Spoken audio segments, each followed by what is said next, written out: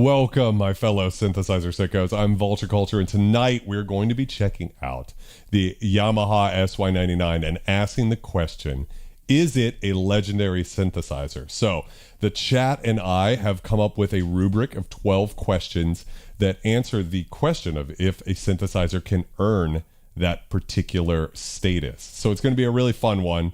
We're going to start the stream by going over some of my favorite preset sounds. And if you love these presets, I've sampled them.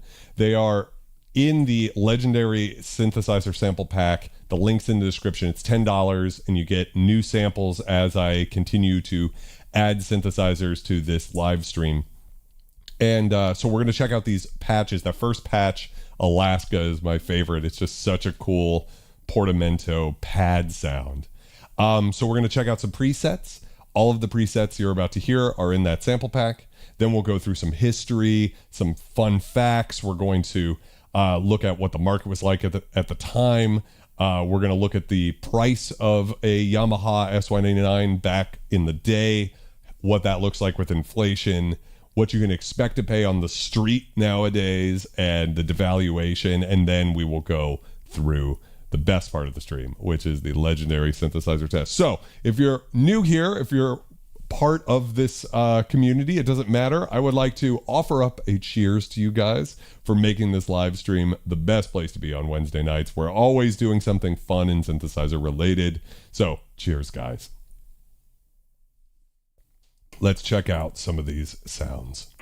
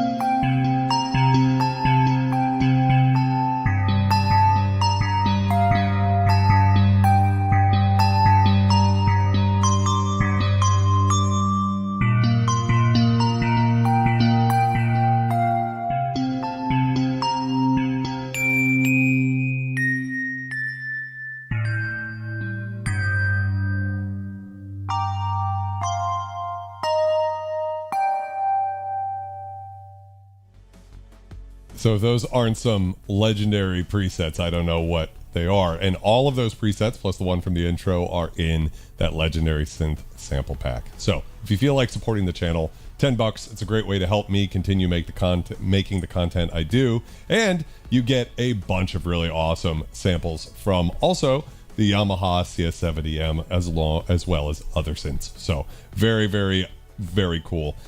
Dub points out, what other synthesizer sounds like this? And, you know, am I having some seller's regret having sold this synth? And listening to it now, it's like, wow, those are some sounds, baby.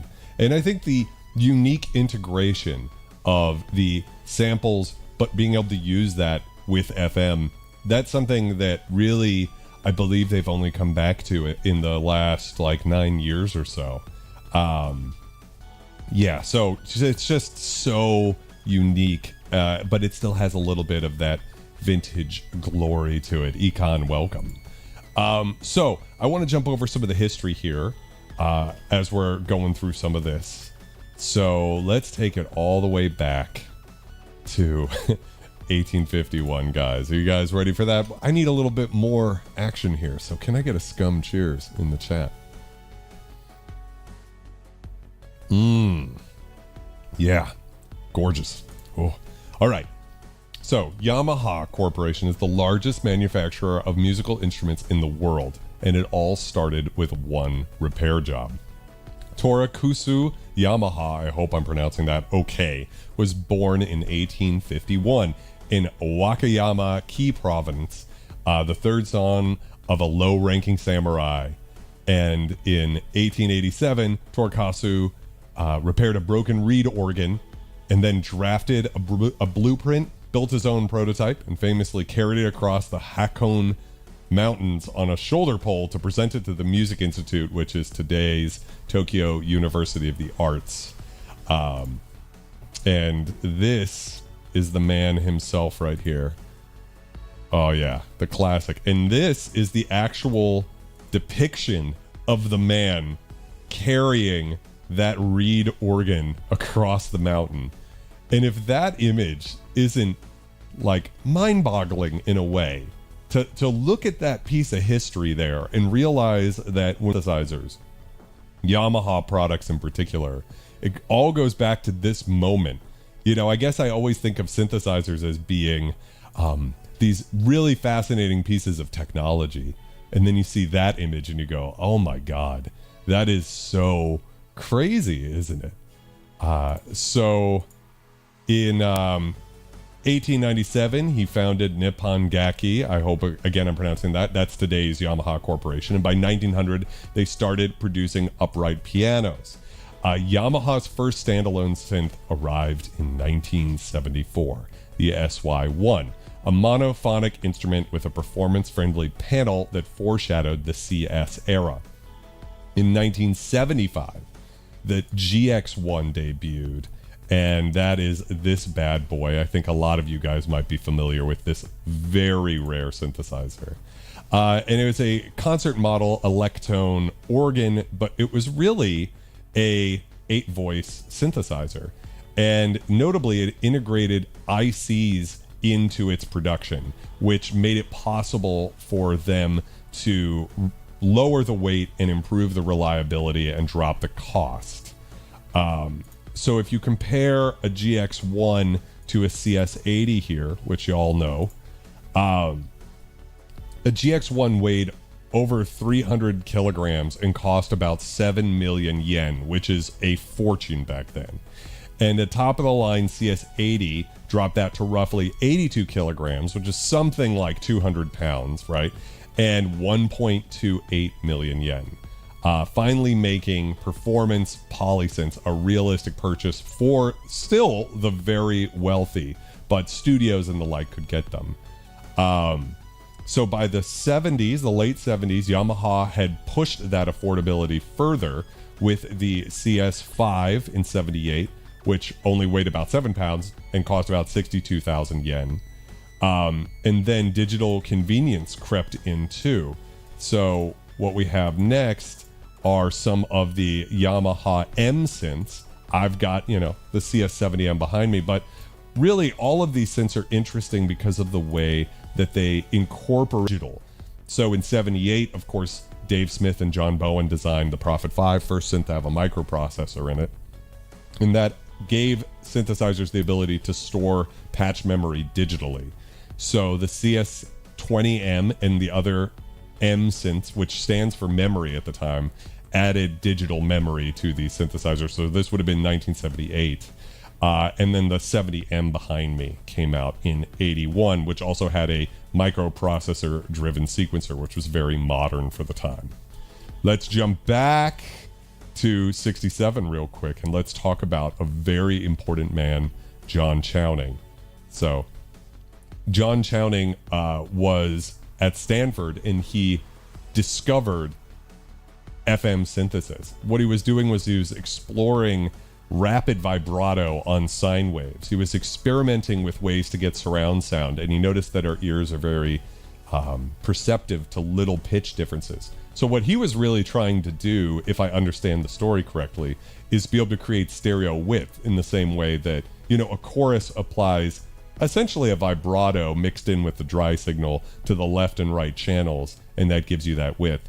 Well, he was exploring with this, and then when he took those vibratos into audio rate or above 20 cycles a second, all of a sudden he started generating these complex timbres and could even synthesize things like the human voice this way. And at the time, additive synthesis was known about, but no computer could produce 128 sine waves at a time.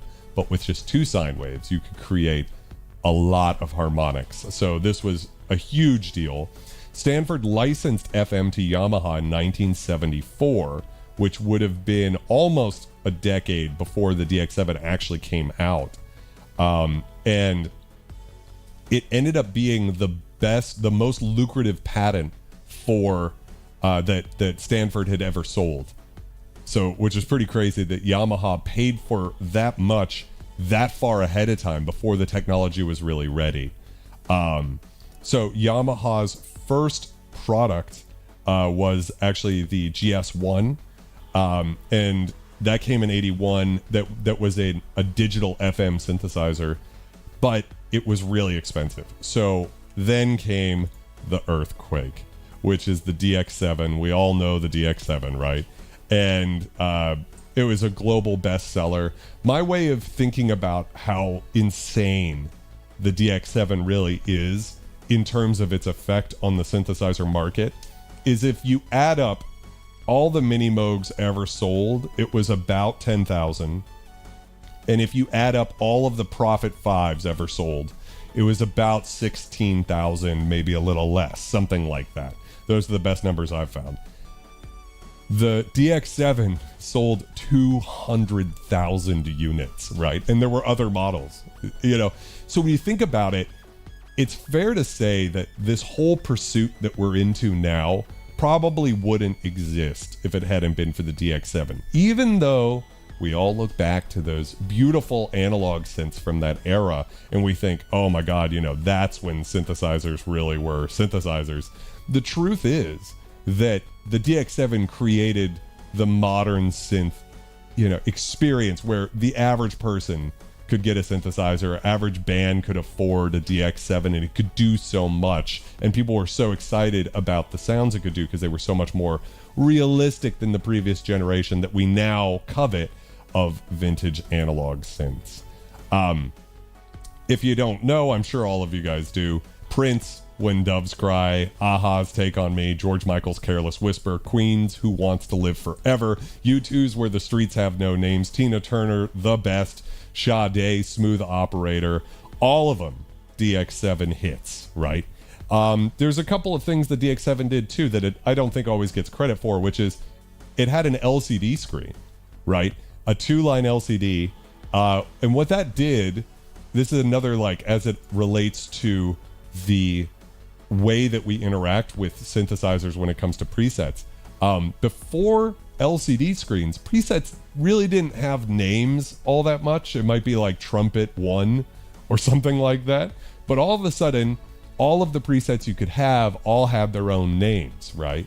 or just, on like the Poly 6 down here. I don't know how well you can see it. You just got a button. You've got bank A2, A3, right? That was all a preset name was. But with the DX7, that all changed because they also started selling memory cards. So other people could program DX7 patches and then put their names on it, make their own sounds. And so this became a really big part of what was going on with the DX7 too. And it doesn't get enough credit for that. It doesn't, that really it started that thing. So as digital instruments took over in the 80s, manufacturers started adding samples. So the D50 comes out in 87, and this was really the first ultraviolet synth or sample plus synthesis synthesizer, and it took little attack samples. Scientists over at Roland discovered that the most important part of the sound to your ear is the very beginning. That was the hardest part of the sound to get right with synthesis. So they couldn't really make a fully fledged sampler that could do all of the possibilities of the D50, but they could add 100 or so attack samples and allow you to have the beginning of a violin sound, beginning of a trumpet sound, beginning of a kick drum, whatever, and then follow that sound with essentially virtual analog synthesis, right? But it did not have a fully resonant filter. It had resonance, but it was not fully self-oscillating. So then in 89, Yamaha cracked the code with the SY77. It's a hybrid engineering combining AWM2, which is sample playback, and AFM, advanced FM, which means that you can modulate, or you can use a sample as a modulator in the FM chain, or different waveforms, which they had in a couple of previous products. This architecture enabled RCM, real-time convolution and modulation, letting the AWM samples interact with AFM using PCM waves as operators for complex timbres. Velocity and aftertouch could drive the cutoff and resonance, giving digital synths a tactile analog-like response, which is super cool. So then, a couple of years later, in the same way that Yamaha released the DX7 Mark II as like a plus version, they wanted to plus the 77. So one of the things that the 99 can do, well, first off, you just look at it, it's bigger, right? It's got 76 keys as opposed to 61. It's got sampling, so now you can load samples into the synthesizer. It had expanded memory too, so it had more stock sounds in there as well. The big thing about the 77, and I'm not 100% sure here, some of you real SY series snobs, can I get some scum snobs in the chat? If some of you guys could clock me on this one, but my understanding is that the effects on the 77 were implemented in something of a weird way, where at 50% or so, you could get phasing issues because there was some wet, dry mix issues, something like that. And they wanted to rectify it. So the 77 basically used effects that were based on the SPX 50 or SPX 90. And the new one was based off of the SPX 900. So it kind of had better, more polished sounding effects anyways. And what's interesting is that this synthesizer didn't do as well as Yamaha hoped. I wasn't able to find the exact numbers of how many of these sold, but without a doubt, it did not have the cultural impact that the DX7 has. So Dr. Sin says, correction, the phase summation isn't done correct. And for some of us who don't know what that means, and by some of us, I mean me, what's going on with phase summation that causes that in particular? I appreciate your knowledge. So one of the channels had inverted phase on the IRC. So while we're getting that, I want to talk a little bit about why I think the SY series didn't do as well as they were hoping. And the thing is, at the time, the market was starting to get flooded with black box digital synths. It took about 4 years for everybody to catch up with the DX7. Roland with the D50, of course, love that synthesizer. Korg with the M1, and then later the Wavestation, and then Roland again with the JD800. Kurzweil with the K2000. Let me see here. It makes a mid-rangey sound character. Yeah, so that's the thing, is there's something going on, and I guess that something is the phase summation isn't done correctly, that gives it this character. Now, I've heard some people who've said they prefer the sound of the SY77 effects over the 99s. It's a little bit more gritty, raw, you know, has a certain character to it. For me, the SY99's effects are just incredibly good sounding. It's one of those synths that you buy for the effects as well. So in the marketplace, let's look at the prices of some synthesizers. Okay, Korg M1 from 88, right? Best-selling synth of that era, and it was around $21.66 street price at launch, right? Korg Wavestation 2 years later, vector synthesis and wave sequencing, list price just around that same price of $21.95. Just the most incredible synthesizer, right?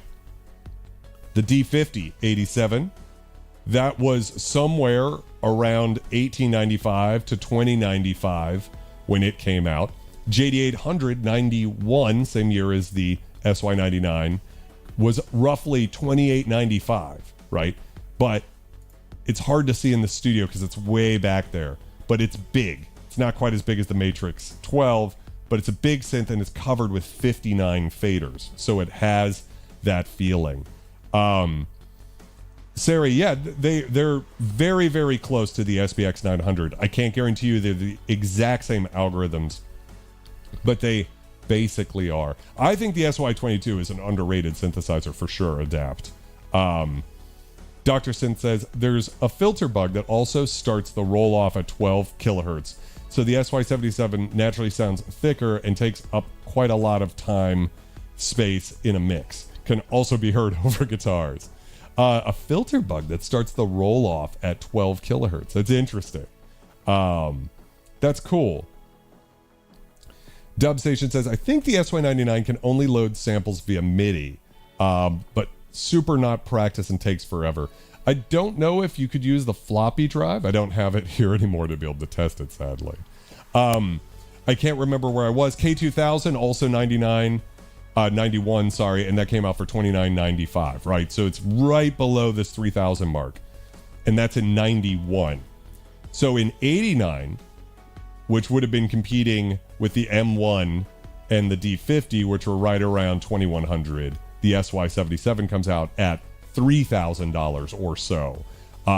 So it's like above the cost.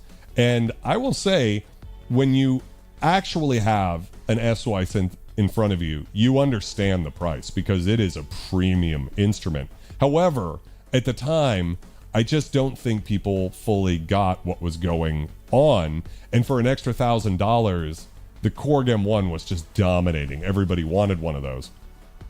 2 years later with the 99, and again, to compare this with the JD800 and K2000, both came out in 91 and both just under $3,000. The SY99 came out around $4,000. So again, they're $1,000 over everybody else's heads. And that just became, I think for a lot of people, it was just hard to justify at that point. So you can load samples via the floppy, the waveform card slot, and SDS MIDI for samples. That's awesome. Yeah.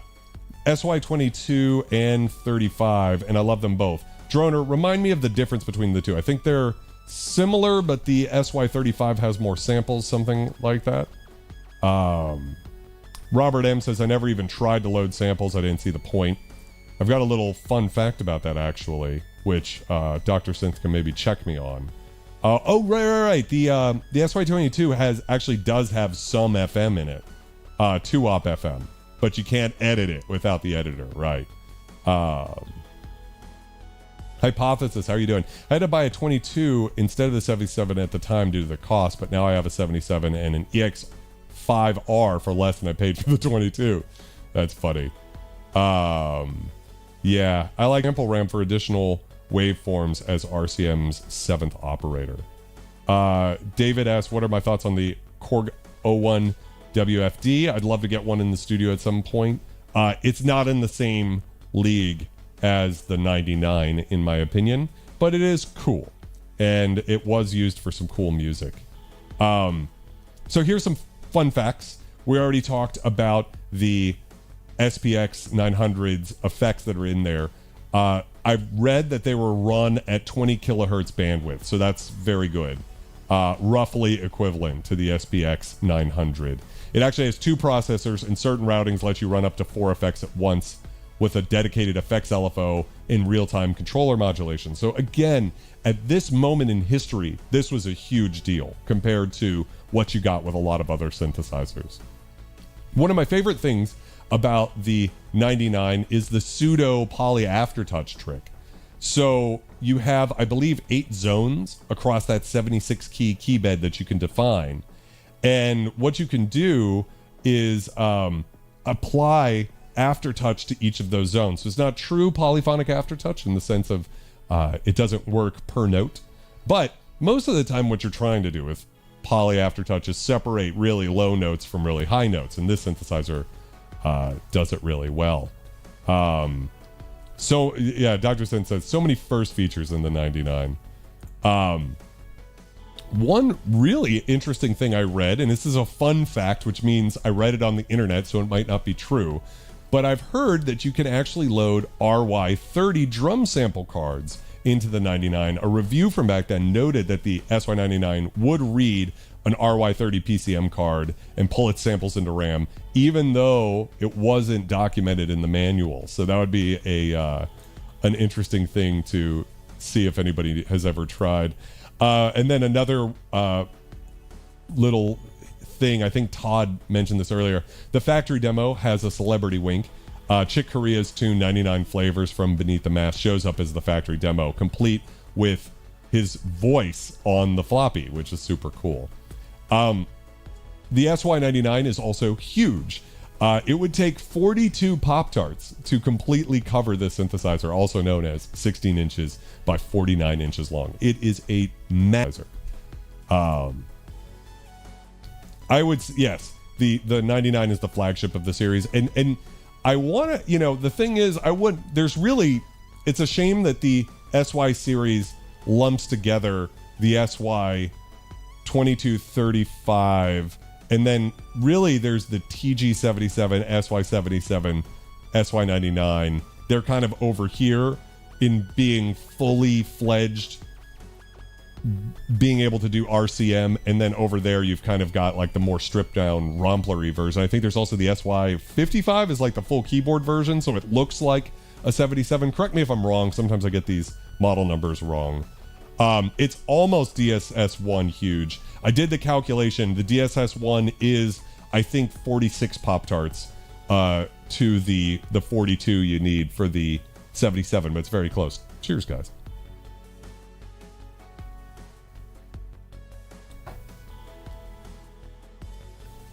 Yeah, so there are some good videos, Robert and Adapt, comparing it. You can load DX7 Mark II and Mark I patches into the SY series.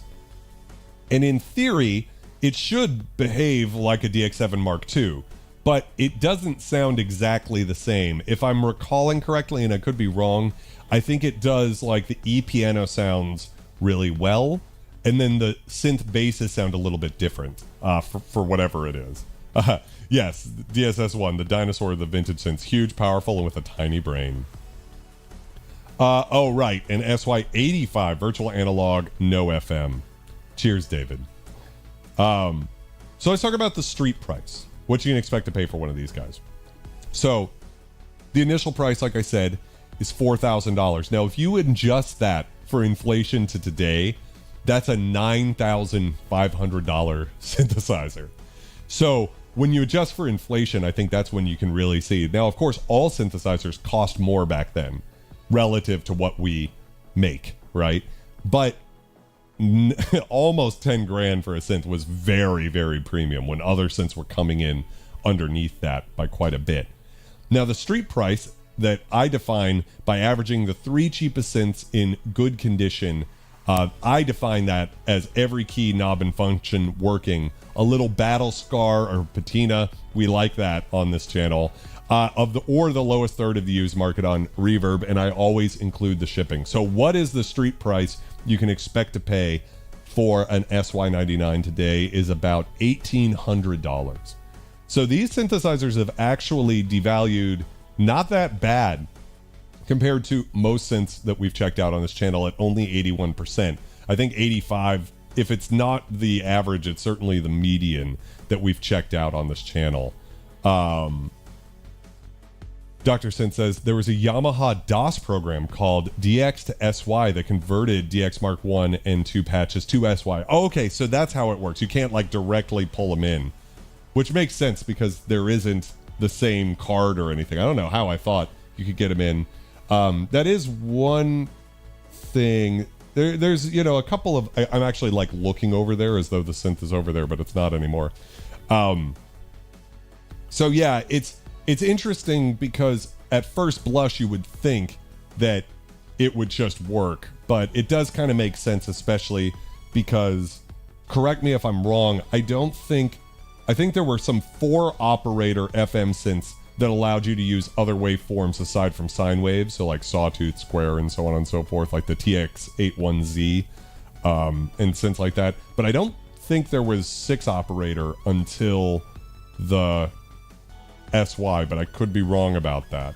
Yes, and then Dubstation, who lives in California, and I say that just to say because California, there's a lot of really great local synth deals.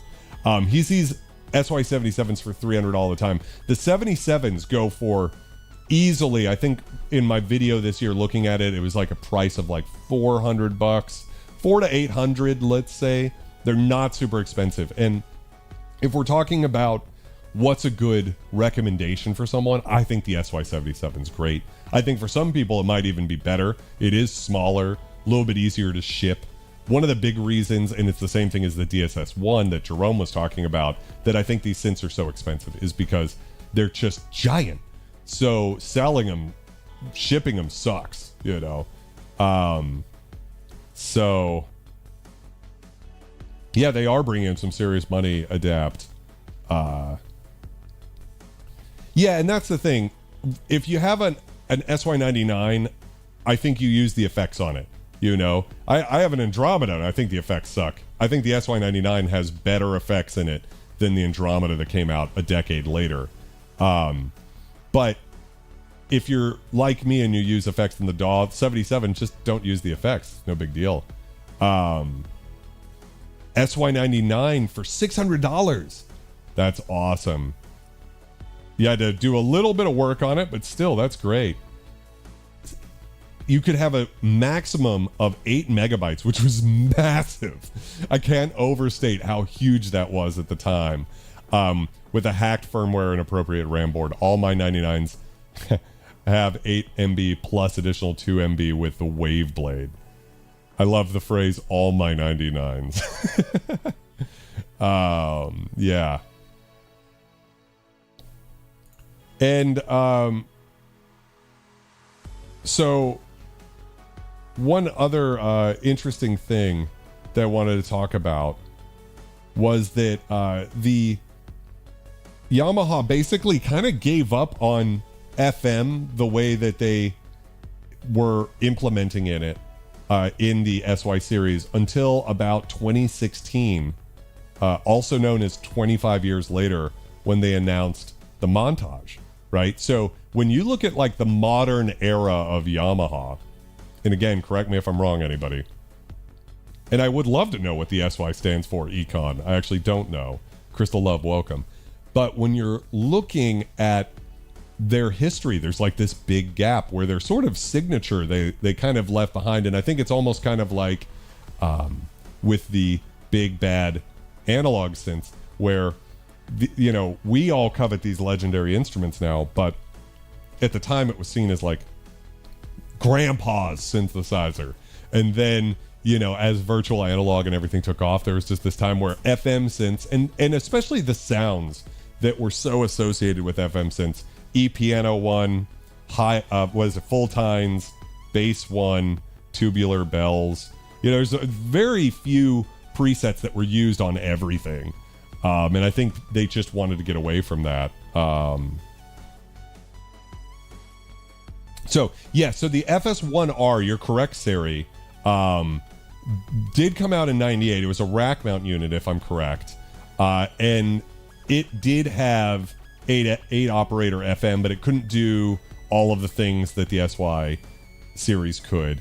And then, you know, now we have FMX, right, which really gets pretty crazy with what can be done. But it's funny how that era kind of left FM behind. And the EX5, which came out, I want to say in 97, which it's another one of those big blue synths after the JP8000, right?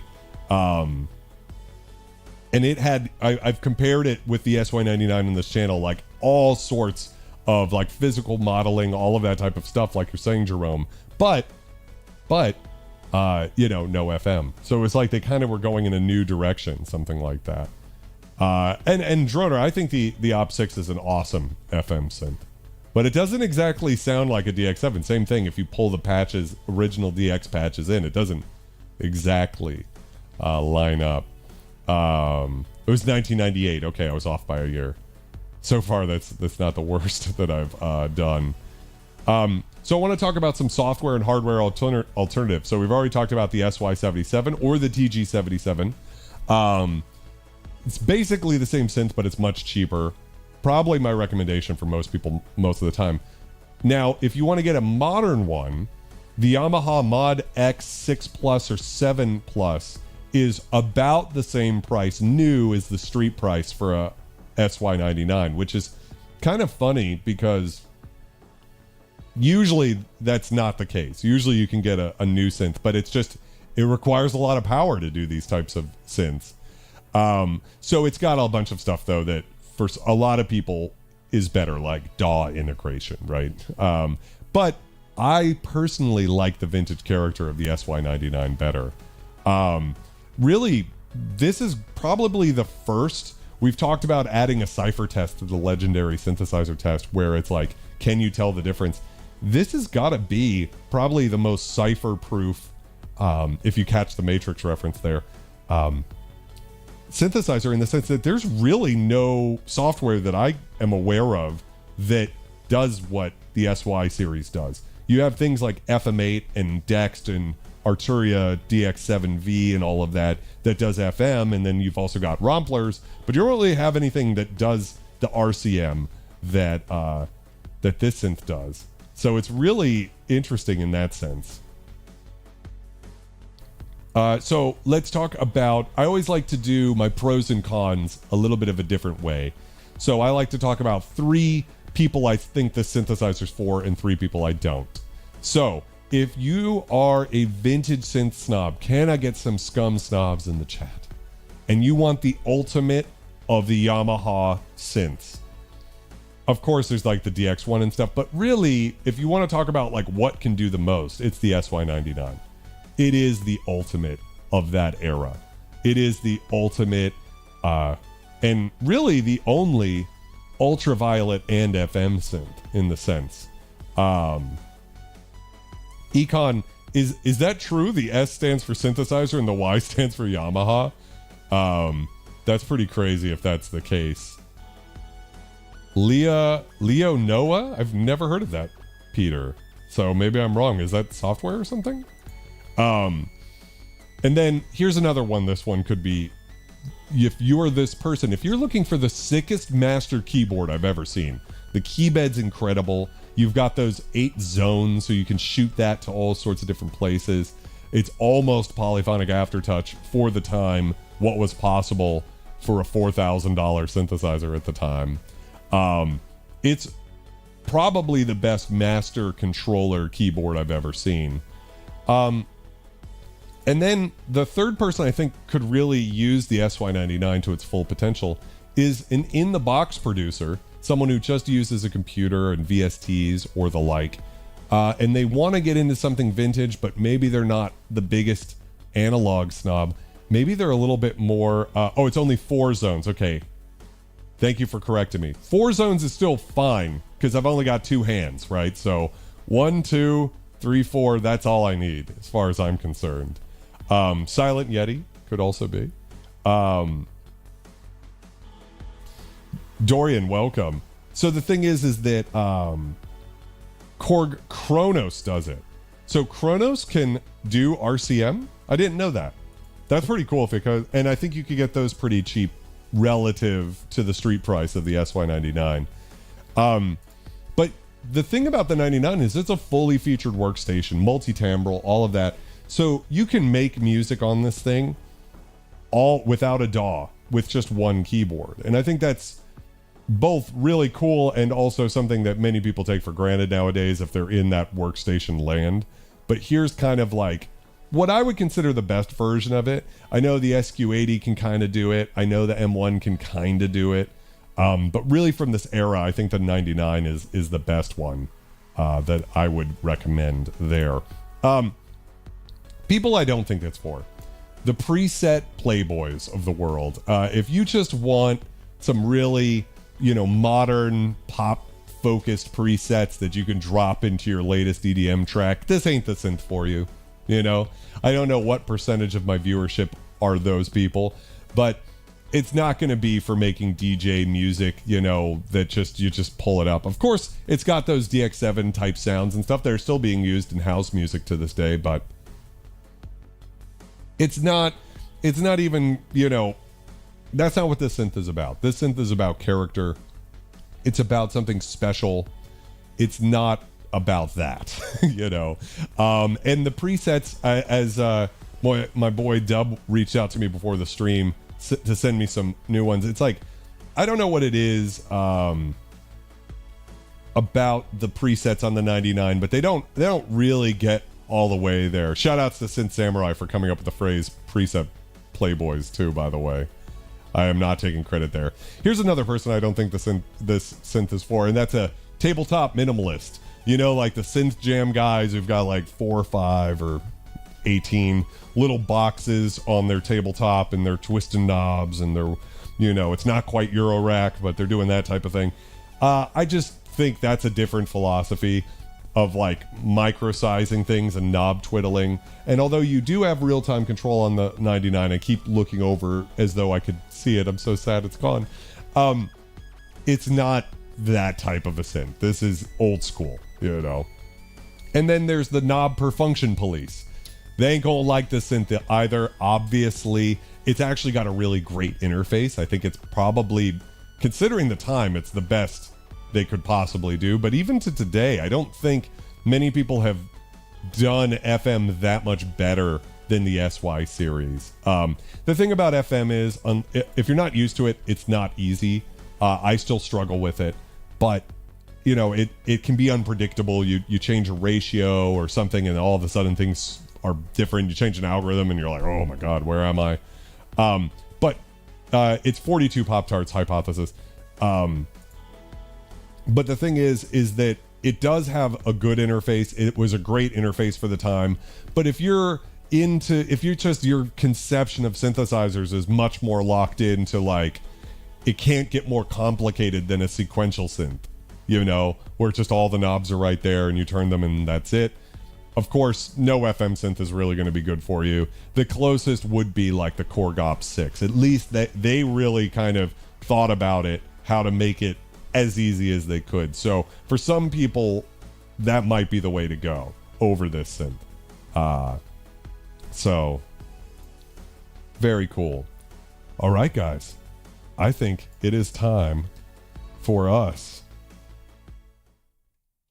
to jump on in to the Legendary Synthesizer Test. This is a painstakingly devised series of 12 tests created with the help of you guys to see if a synthesizer has what it takes to be called legendary. Here's how it works. For a synthesizer to earn the title of legendary, it needs to score 12 points or more. If it scores 10 or 11, it's iconic. 8 or 9 points, that's classic. 6 or 7 is respectable. 4 or 5 is synth is just mid.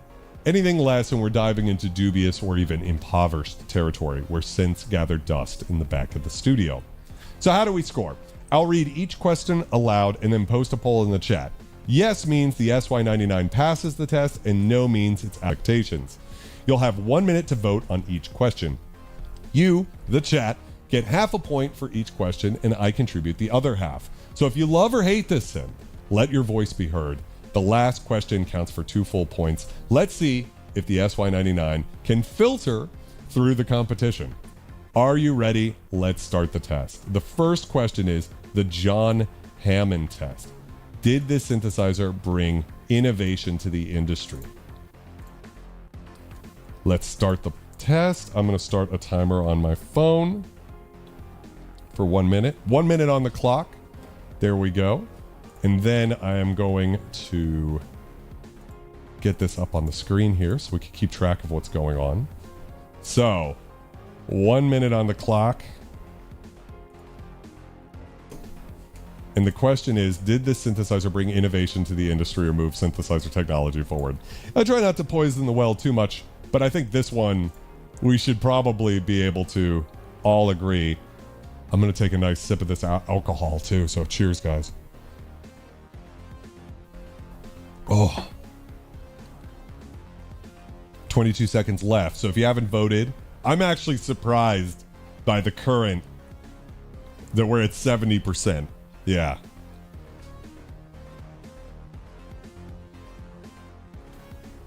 Dr. Sin says, yeah, the SY99 presets did not end up being in the direction I'd advocated for, but their market direction was for the session jazz fusion crowd, the Chick Corea demo.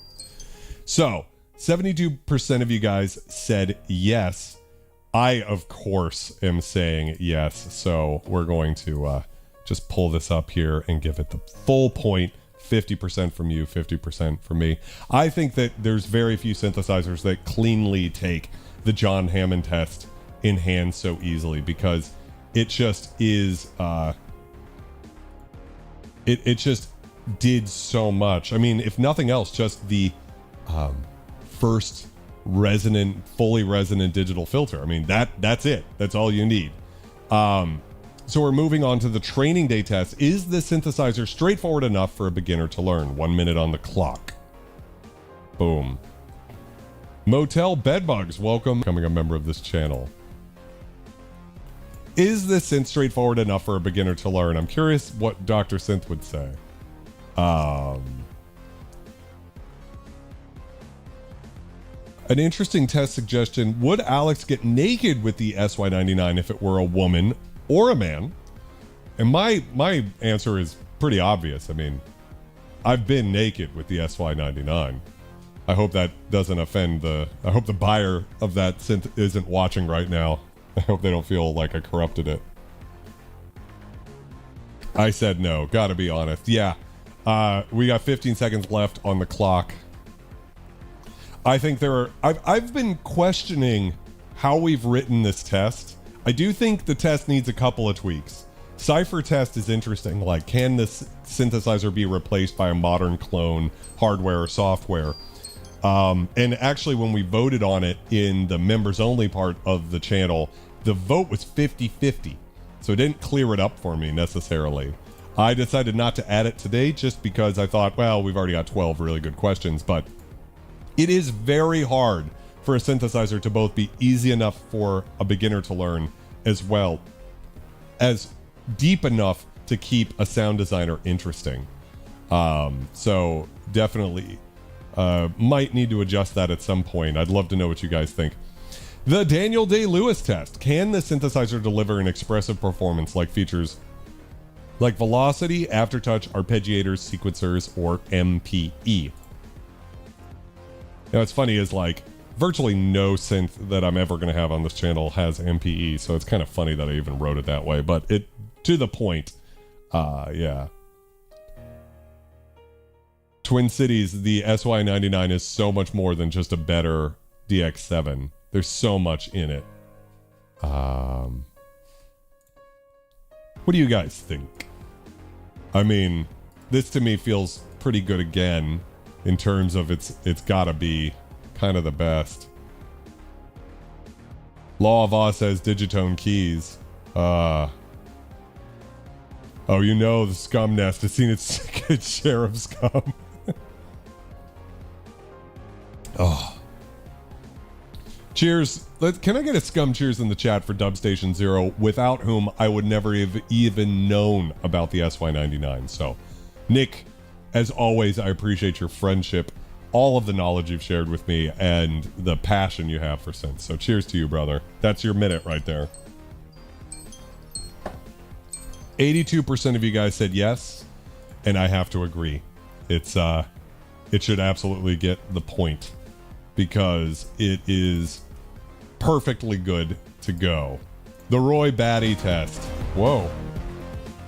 Knock that little knob up there. Sorry for ripping everybody's eardrums off. Was the synthesizer built to last with no major reliability issues or common problems? 1 minute on the clock. Yes. Was it built to last? Well, you could ding it for the sides, right? Because they do have a tendency to collapse in. I noticed on mine there was like a little fracture on one. I don't know. Does that count in this case? Very interesting. It certainly feels built to last. Yeah. Oh, that's right. I did have steam pipe. That's correct. Twin Cities. Dr. Sin says it's a total tank. Yeah, I mean, you can feel the premium quality. I almost think Yamaha should have maybe done it a little less good. Like, I know that's weird to advocate for that, but I think if they had been able to bring the price down even to like 3,500 or, you know, 3,000 or something, there's your minute on the clock. 92% said yes, which is pretty expected. So again, it's getting that point handily. Let's go ahead to the aliens from Science Test. Oh, I'm sorry. No. That is the one. Spazzing out here. I'm having a stroke. The aliens from Science Test. Does this synthesizer avoid any major design flaws or missing key features? So, does this synthesizer have an Achilles heel? Can anybody think of anything? I'd be curious. Nothing fundamentally wrong with the end caps. I also think it's just so heavy. Like, if you think about just shipping it, like, what I'm afraid of is just if that thing is up on end and then it's like got any sort of jostle to it, you know? And I packed the shit out of this thing. Like, it is bubble wrapped to high hell, and yet I'm still like a little nervous about it. 30 seconds left.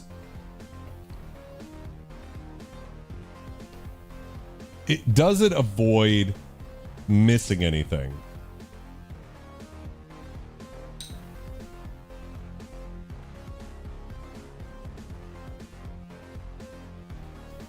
Derek, I would like to see a third category. No idea. You can make note of that and possibly use it for future shows. I'm sorry, what are you referring to? I think I missed your previous comment or something like that. That's the minute. 62% of you said yes, so some people disagreed. I have to give it the point. I can't think of anything missing from this synthesizer that you would expect it to have. I mean,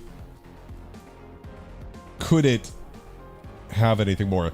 The Elvira test. Does this synthesizer rank among the most beautiful or iconic in terms of aesthetics? Everyone knows the most important part of how a synthesizer sounds is how it looks. 1 minute on the clock. Starting now. Yeah. That's what's too deep? That's what Scum says. Can you do 0 hertz FM? Yeah, no, I think it's not missing anything. But is it among the most beautiful or iconic? That's the question.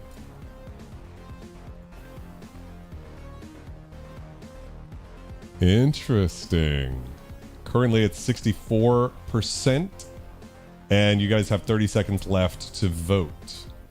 I think you all know what I have to vote on this one. Understated sleek. Same camera, Ensoniq. I do a lot of time experimenting with lights and colors. It's actually not a very expensive camera. It's not 4K or anything. Or if it is, I'm not using it in 4K mode. That's your minute. 58% of you guys said yes. This is the first time I have to disagree with you guys. I'm so sorry. This is, I made a promise that I will never pass a black box synthesizer for the Elvira test. I draw the line there. Does the SY99 look incredible? Yes. Is it a black box with a screen and, you know, I just can't. If I can pass the SY99, the test loses its integrity, in my opinion. I say that with the caveat that it's probably up there with the D50 as the best looking black box synth. But for me, I just can't get over the hurdle that it is a black box. But, you know, to Adapt's point, that he likes it, for me, I really like the JX10. You know, like I like a gray brutalist synth. I think they look amazing, but they too are not quite going to pass here. Next up, the Starscream test. Does this synth transform into multiple roles, bass, leads, pads, and textures without losing focus? Can the synth do everything? You know, there's certain synths that can do certain things amazingly, but not everything. We had the Poly 6 on the channel last time. I'm vowing today that I will not pass it when it gets to that test, because I just don't think it does bass as well as other synths. You know, it's not that it's not bassy. It's got plenty of low end, but it just, the envelopes and stuff, they never seem quite snappy enough. But aside from that, I think it's not gonna pass. Can it do pads? Can it do leads? This synth can do pianos. It can do e-pianos. It can do guitars. It can do basses. It's got that awesome. I think the bass patch that I sampled is both FM and a sample. So it's like the DX7 slap bass sound. 83% of you guys said yes. Of course I'm saying yes. This is like the best example of a synthesizer that should pass the Starscream test. It's, of course, it's so good. The Nostromo test. Can you program the synth easily without excessive menu diving or a programmer editor? So the way I draw the line in the sand here is it easier to program with an editor? 1 minute on the clock. Really curious to know what everybody thinks, because I do think its interface is good. Is it easier than using a VST editor? That's an interesting question, isn't it?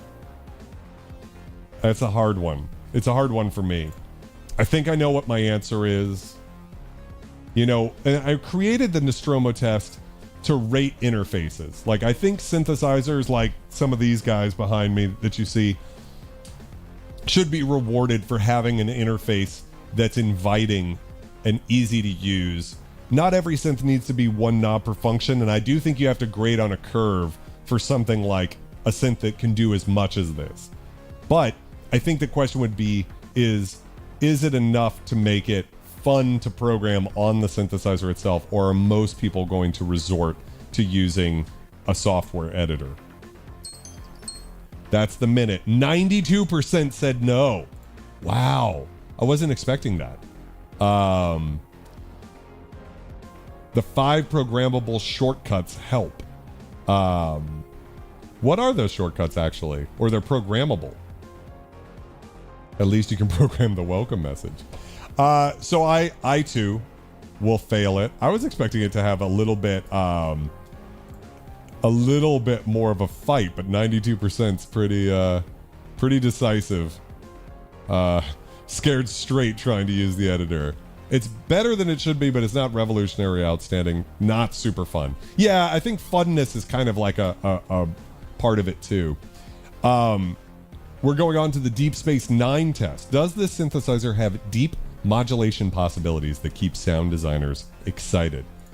I mean, not to poison the well, but cheers, guys.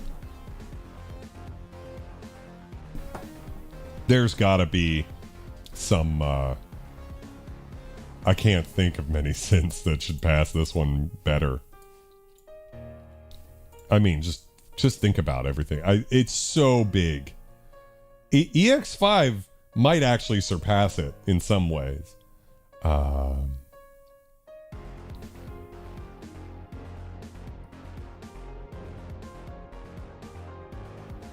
Is Matrix 1000 worth getting? I think so. I think the Oberheim stuff from that era is pretty good.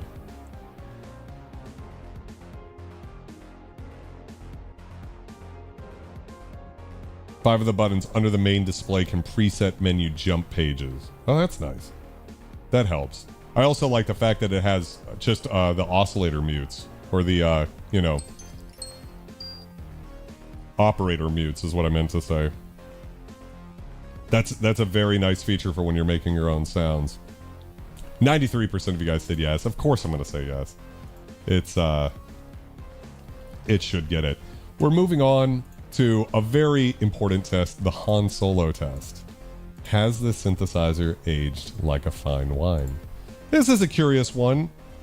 I think the next one's going to be really hard. Those of you who have watched enough of these Legendary Synth streams will know.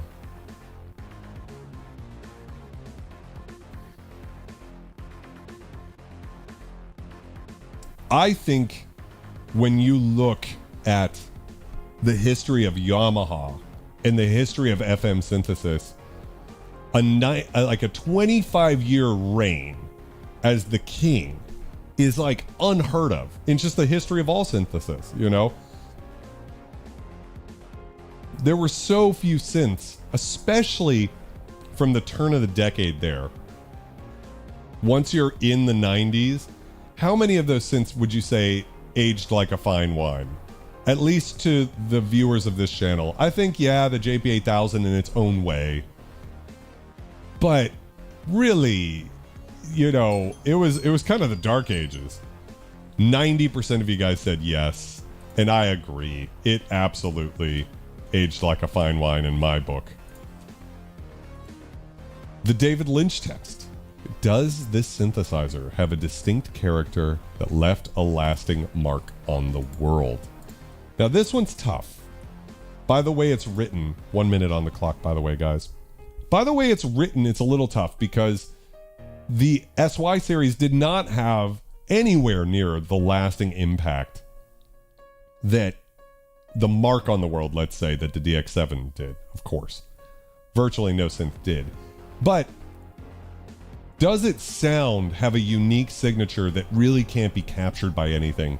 I mean, looking at the hardware and software alternatives, I absolutely think so. You know, it's hard for me to imagine like anything sounding like it. Yeah.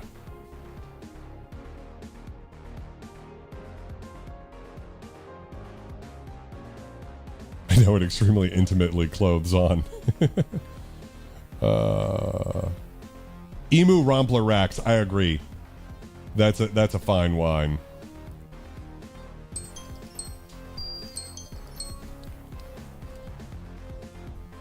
You guys, wow, it was tight. 52, 53. It keeps going back and forth, but it is a yes. Said yes. I'm giving it the point. I kind of reserve this for, even since like the Kurzweil K1 in my book get this point, I think I need to rewrite the test a little bit there.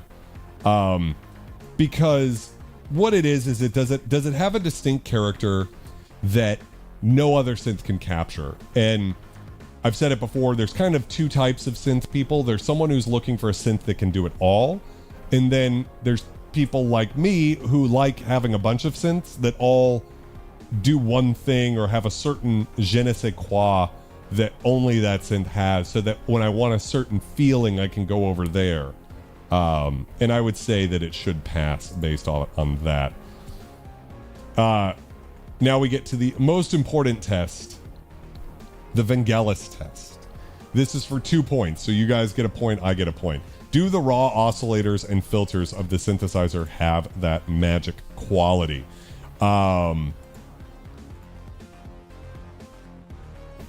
This is a tough one. Let me start the clock over. I didn't have the question in the chat. K1 is one of the best examples of a unique character that nothing else does. Yeah. The thing is that this one's tough because I've heard some people batting it back and forth. Like, yes, it was the first resonant digital filter, but fully resonant. Does it sound great just on its own terms, right? Not necessarily does it sound analog, because I think that that's a moving target that isn't necessarily good. I always say when you're checking out digital filters, it's like, does it sound good should be the question. The samples in it are amazing. The possibilities are amazing. It should pass because of that for sure. I'm curious though, we're in the 50s, 15 seconds left, guys. Keith is sitting this one out. That's funny. 58%. 60% said yes. And I too will give it a point. I think it gets it for everything it does right. So what is that? That's 1, 2, 3, 4.5, 5.5, 6.5, 7.5, 8.5, 9.5, 10.5 points, which is pretty good, I would say. What is that? Where does that put it? 10.5 is an iconic synth, making it, I think, the second iconic synth we've ever had on the channel. Yes, with the Korg WaveStation. So let me go ahead and pull this up here. And now the SY99 is an iconic synth.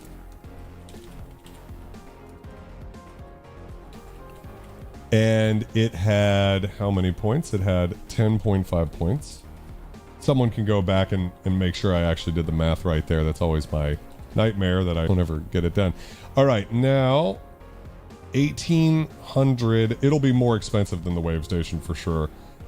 Divided by 10.5 is $1.71 per point, which is actually not the most expensive. I was expecting it to be the most expensive because it is at a $1,800 street price. It's expensive, right? But the Moog Source still hits you harder in the pocket per point. So really interesting placement.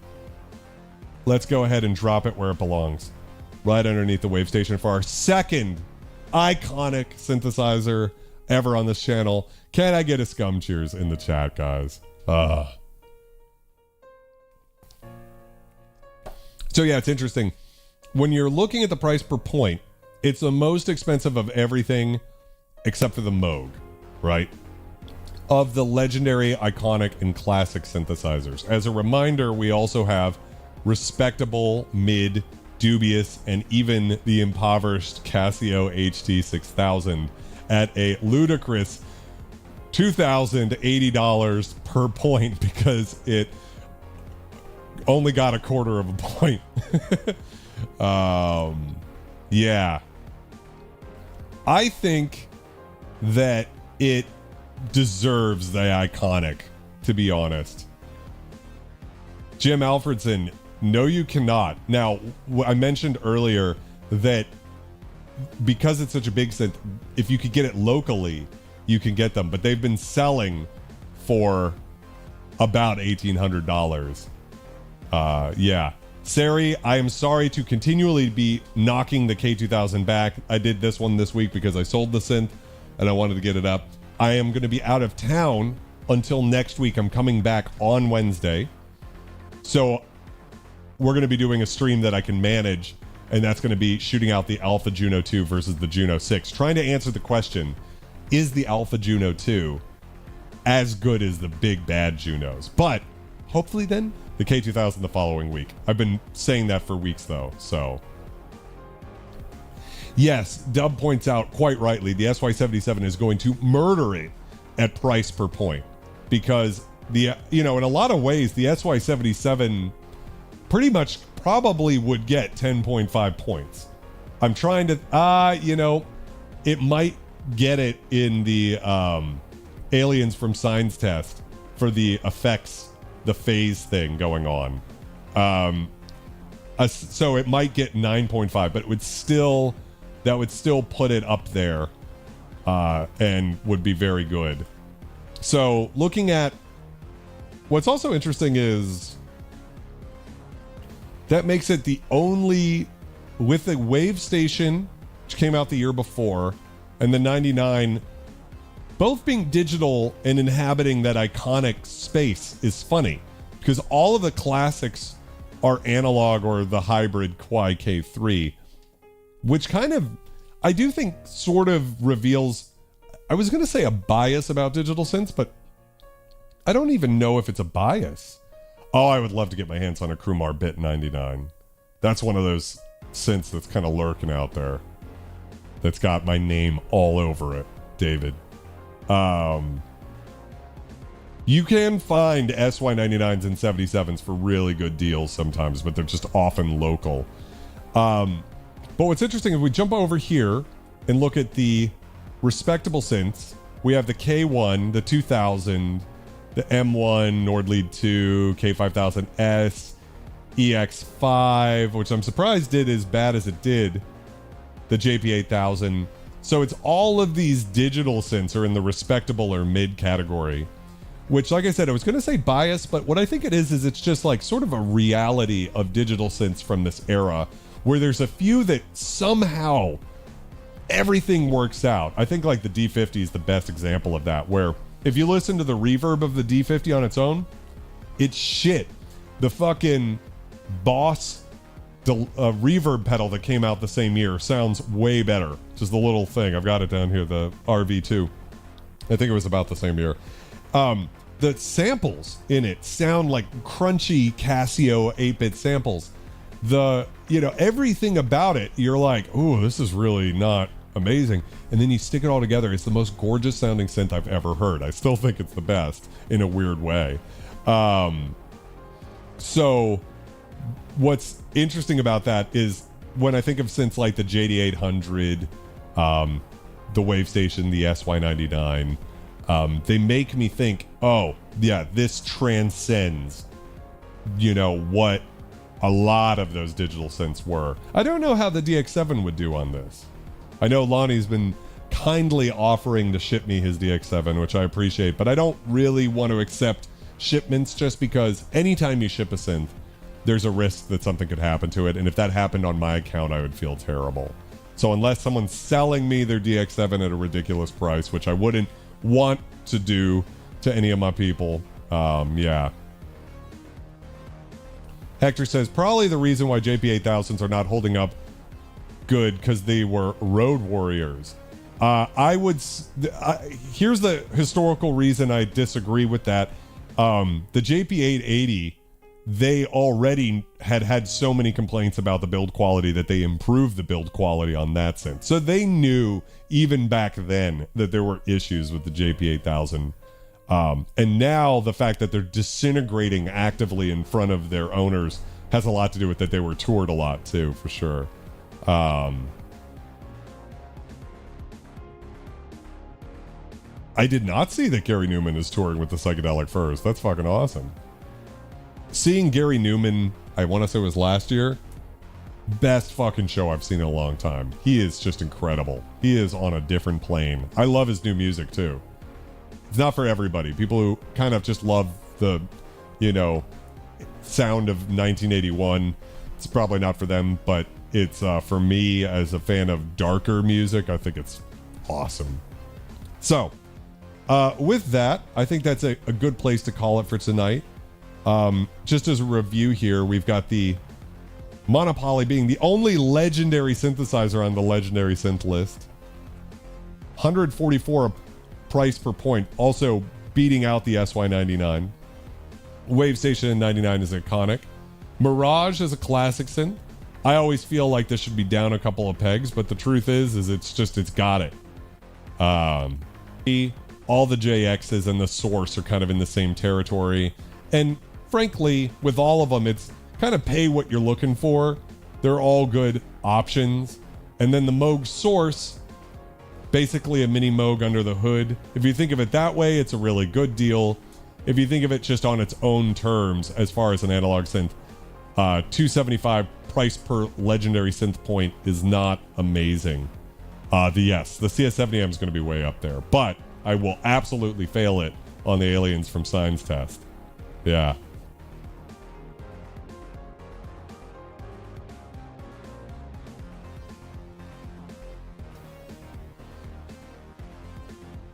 Go Station on the jukebox. Love that, Todd. Looking at the respectable synths, K1, I think, is the best price per point. That looks correct. It's the best price per point, which makes sense. I mean, $50 per legendary synth point. It should get a credit just for that. Poly 800 also up there is amazing. The MS2000, I'm happy to see it in its own league, separated. I would love to see it separated from the Nord Lead 2, but I think the Nord Lead 2 definitely gets it for just its place in history. Kind of like the M1 too. It's like not my favorite sounding synth. These are of the synths we've checked out, my least favorite sounds, but they're so iconic, and they can both sound really good. The 5000S, incredible synthesizer. I'm really kind of looking at this list thinking the X5 might need some redemption at some point on this channel. I'm surprised it scored as bad as it did with a street price of half the price of an SY99. If you go back and watch my stream comparing the EX5 to the 99, they're almost the same case. They're very in the neighborhood tonally. I went with keeping the SY99. I thought it sounded bigger, weightier, and it has the full-on FM. But there's a world where the EX5 is the perfect synth for somebody who's watching this channel. I want to check out one of like the 6-track or something. And then like the multi-track, I think, or the Max, that might have been the first sequential synth with an analog chorus, actually. This has been fun, Mom. I appreciate it, Lonnie. Have a good night, Adapt. And then, of course, the U20, the HT6000. So, with that, guys, I think it's been a fun one. Continue to be excellent, and I will see you next week.